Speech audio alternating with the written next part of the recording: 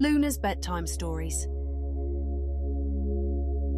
A Day at the Korean Festival. In the early morning hours, the Yu family's home was alive with a sense of anticipation and excitement. The day of the Korean Cultural Festival in Bayville had finally arrived, and the Yu family was bustling with preparations. Sunny, with her eyes still heavy from sleep, was the first to wake up. She couldn't contain her enthusiasm as she remembered the annual festivities. With a boundless energy that only a child could muster, she sprang out of bed and rushed to the window, where she could see the sun beginning to rise over Bayville. "Mom, Dad, Halmeoni," Sunny called out, her voice filled with excitement. "It's festival day." Her parents, Mr. and Mrs. Yu, and her grandmother, who she called Halmeoni, stirred from their slumber, their faces lighting up with smiles. The family had been eagerly anticipating this day for weeks, and it was finally here. As the aroma of a special Korean breakfast wafted through the house, the Yu family gathered in the kitchen, where Mrs. Yu was busy preparing a feast. There were fluffy steamed buns, savory egg rolls, and a pot of aromatic green tea. It was a breakfast fit for a day of celebration.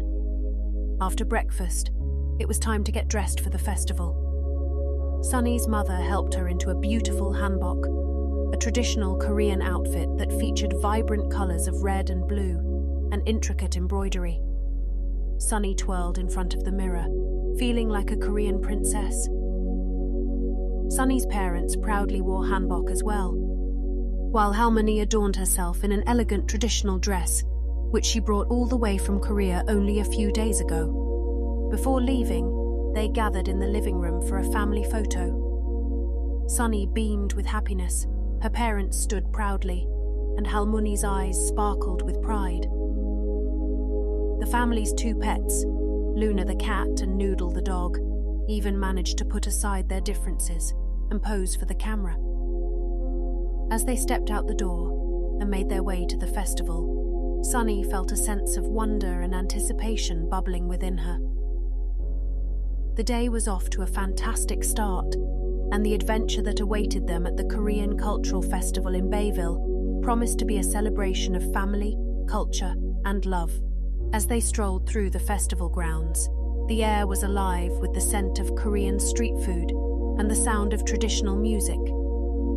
Colorful banners adorned with Korean characters fluttered in the breeze, welcoming visitors to explore the rich tapestry of Korean culture.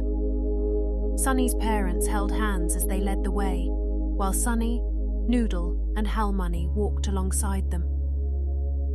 Halmeoni and Noodle had flown over to Bayville a few days ago, and they specifically timed their visit to coincide with this festival. Halmeoni's daughter, Mrs. Yu, had told her a lot about it. Sunny, with her eyes wide with wonder, tugged at her grandmother's hand. "Halmeoni, look at all the dancers. They're wearing such pretty clothes." Halmeoni, her face filled with nostalgia, smiled down at Sunny, who showed so much excitement for her heritage. The family found a spot near the stage and settled down on a blanket, eager to watch the performances. The first dance troupe took the stage, and the rhythmic beat of the drums filled the air. Dancers in vibrant hanboks began to move in harmony, their graceful gestures and flowing sleeves telling stories of Korea's rich history and culture. Sunny was captivated by the beauty and precision of the dance. She watched with wide-eyed fascination as the dancers twirled and leaped, their colorful garments creating a kaleidoscope of movement. The music, a blend of traditional instruments and melodies, added to the enchantment of the performance. Halmeoni leaned over to explain the significance of each dance. She shared stories of how these dances had been passed down through generations, preserving Korea's cultural heritage.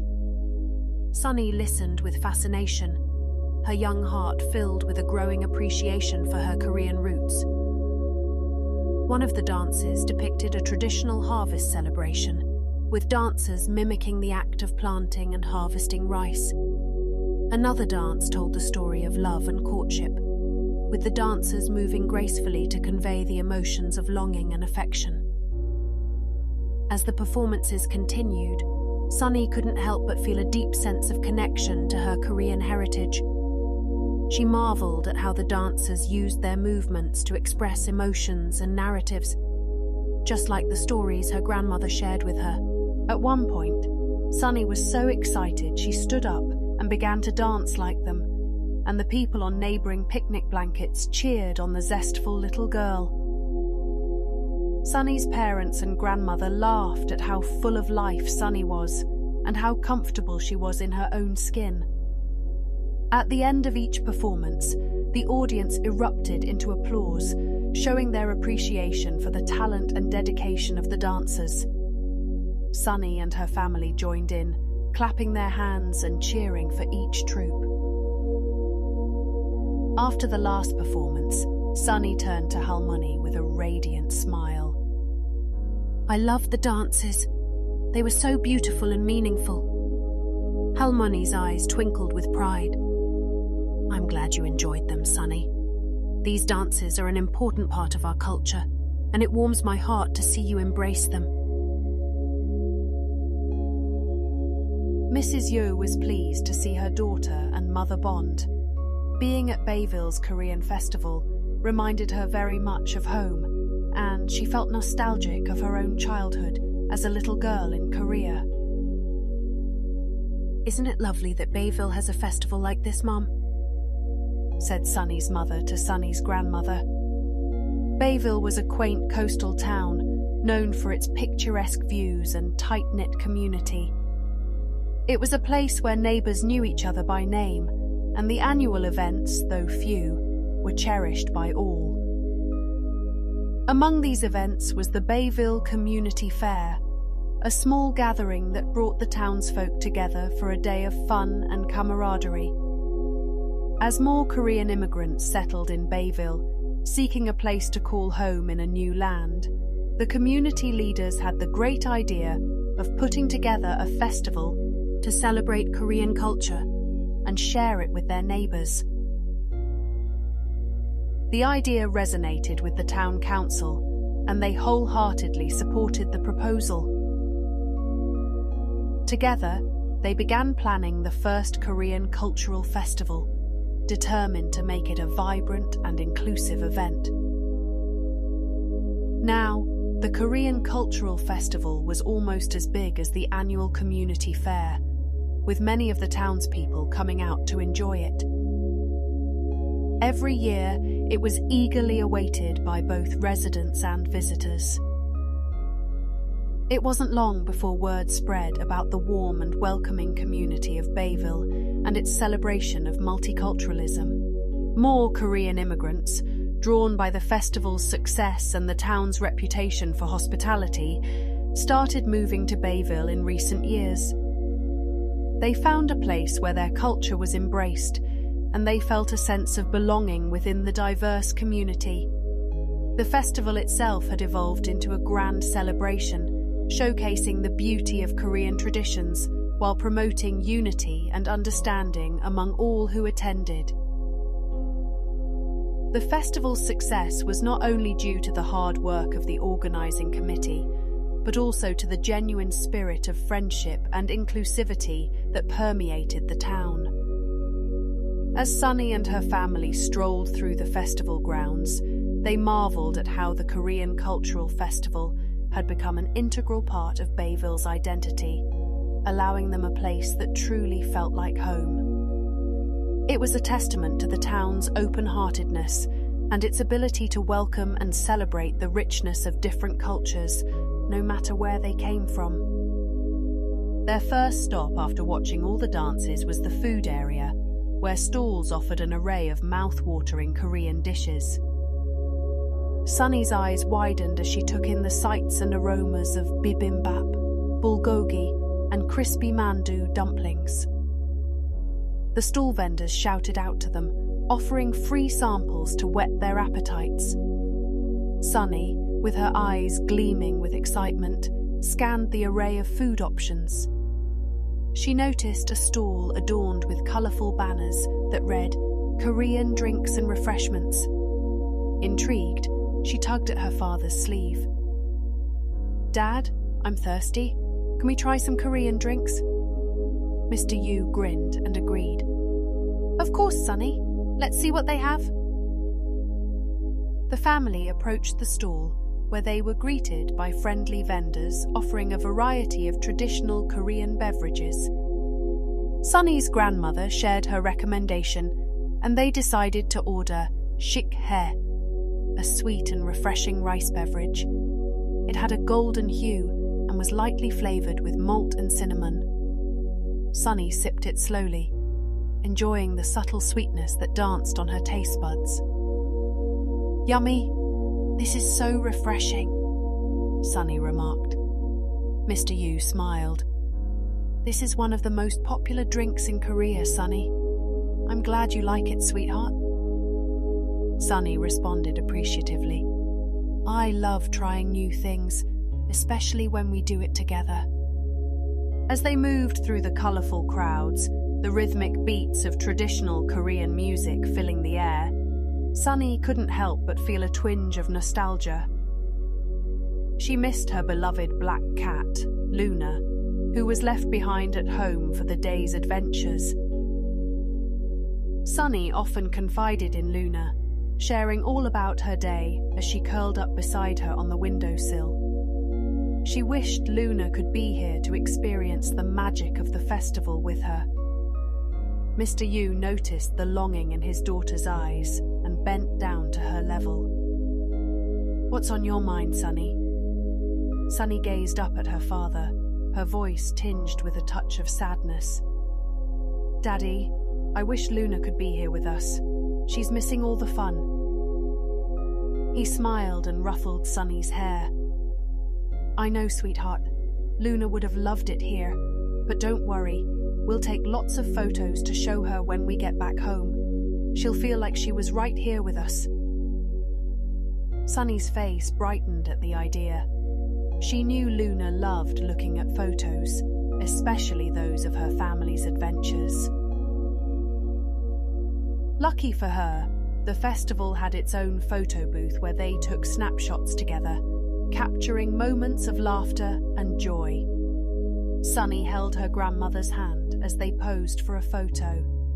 They smiled and made funny faces, creating memories that would make Luna feel like a part of their day.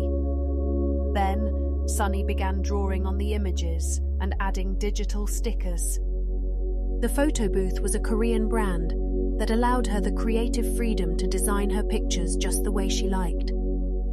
Sonny even practiced some of her Korean writing skills and managed to write, "I love Halmeoni" on one of them. As they explored the festival further, they stumbled upon an art exhibit showcasing Korean paintings, calligraphy, and crafts. As they entered, the atmosphere shifted from the bustling festival to a more serene and contemplative space. The walls were adorned with an array of paintings, calligraphy, and intricately crafted Korean crafts.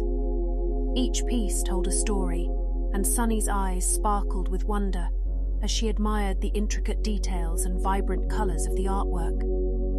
Sonny, with her eyes wide and curious, approached a striking painting of a serene Korean landscape. The mountains, rivers, and trees on the canvas seemed to come to life, evoking a sense of tranquility and harmony with nature. Sonny's mother was particularly drawn to a series of vibrant silk paintings. The colours were so vivid and the patterns so intricate that they seemed to shimmer in the soft gallery lighting. These paintings depicted scenes from Korean folklore and mythology. Sonny's father went left and marvelled at a collection of traditional Korean ceramics. Halmeoni, meanwhile, was captivated by the calligraphy art displayed throughout the exhibit. The elegant strokes of Korean characters seemed to dance across the pages, conveying both meaning and aesthetic beauty. Back home, Halmeoni practiced her hand at calligraphy from time to time. a somewhat lost art form from previous generations. Sunny, with her curious eyes and an eagerness to explore, continued leading the way. She excelled in her art classes at school, and being at the center of this art exhibit was inspiration for her creativity. She pointed to a striking painting that depicted a serene landscape of rolling hills and cherry blossom trees. "Is this what Korea looks like?" she asked. Sunny had been to Korea before, but her memory as a young child were not the clearest. Sunny stared at the painting, captivated by the beauty of the cherry blossoms. Halmeoni nodded in agreement. "Yes, dear, this is Korea's countryside in the springtime. You should come visit again soon, so you can see it for yourself." The family moved from one exhibit to another, each piece offering a unique perspective of their culture. A sculpture of a majestic tiger symbolized bravery and strength, while a delicate calligraphy piece displayed the elegance of Korean writing. Sunny, with her childlike wonder, was particularly drawn to a section of the exhibit dedicated to traditional crafts. Intricate embroidery, hand-painted fans, and delicate porcelain pottery adorned the display tables. Sunny's fingers hovered over a delicate porcelain vase, painted with intricate plum blossoms. Mrs. Yu chimed in. "In Korea, the plum blossom is a symbol of resilience and hope. It blooms even in the harshest of winters, reminding us to stay strong in the face of adversity." Sunny listened intently, absorbing the wisdom of her family members and the beauty of the art around her. Suddenly she spoke with conviction. "I'm going to paint cherry blossoms and plum blossoms in my next art class." Her parents and grandmother smiled at her enthusiasm and love of art. The gallery echoed with conversations and shared moments of appreciation. Visitors from diverse backgrounds came together to admire the beauty of Korean art, fostering a sense of unity and understanding. In the back of the exhibit was an arts and crafts workshop for visitors. Sunny, eager to participate, joined a group learning how to make traditional paper lanterns. With the teacher's guidance, she carefully crafted a beautiful lantern adorned with vibrant colors and intricate designs. "I'm going to give this to Luna when I get home. It'll be the perfect nightlight for her to take a nap under." Sunny beamed, unable to forget her sweet pet cat waiting at home for her. As the day drew to a close, the Yu family joined the grand parade that wound its way through the town. They found a prime spot along the parade route, their faces filled with excitement as they waited for the procession to begin. Sunny, perched on her father's shoulders, held a Korean flag in her hand. She watched with wide eyes as the parade participants assembled nearby, each wearing vibrant attire and holding colorful banners that represented different aspects of Korean culture. As the parade commenced, the streets erupted in a cacophony of sounds and colors. The rhythmic beat of traditional Korean drums set the pace, and the Yu family felt the vibrations resonate through their bodies. Dancers twirled and leaped gracefully, with men moving ribbons off the tops of their hats and women carrying large hand fans with pink feathery ends. Sunny clapped her hands in delight, her young heart filled with joy as she watched the parade unfold before her. She saw a float adorned with intricate paper lanterns, each one handcrafted with care like the one she made inside the art exhibit. Another float showcased a life-sized model of a Korean palace, complete with performers dressed as royalty. The parade was a mesmerizing blend of traditional and contemporary elements. There were children riding on bicycles decorated with Korean flags, musicians playing traditional instruments, and even a group of K-pop dancers who added a modern twist to the festivities. "Halmeoni, with her vast knowledge of Korean culture, explained the symbolism behind some of the parade elements. She pointed to a lion dance, which represented the power and vitality of Korean mythology, and a group of performers dressed as scholars, highlighting the importance of education in Korean society. As the final floats passed by, the Yu family joined the applause and cheers of the spectators. They waved Korean flags and celebrated the multicultural spirit of Bayville, where people from all backgrounds came together in unity and joy. Alongside them stood some of Sunny's classmates, neighbours, and shop owners. By the time the festival drew to a close, they had a collection of cherished photos that told the story of their day. Sunny knew that Luna would love seeing them, and it would be their way of sharing the joy and excitement of the festival with their furry friend. "Did you have fun today, Halmeoni?" Sunny asked her grandmother, who had been smiling from ear to ear all day long. "I had the absolute best day, sweetheart," Halmeoni replied warmly. As the Yu family left the festival grounds that day, the memory of the wonderful festivities stayed with them. It had been a day of connecting with their roots, celebrating their heritage, and creating cherished memories together. Sunny, in particular, felt a deeper sense of connection to her Korean identity, knowing that her family's traditions and culture were an integral part of who they were, no matter where they lived.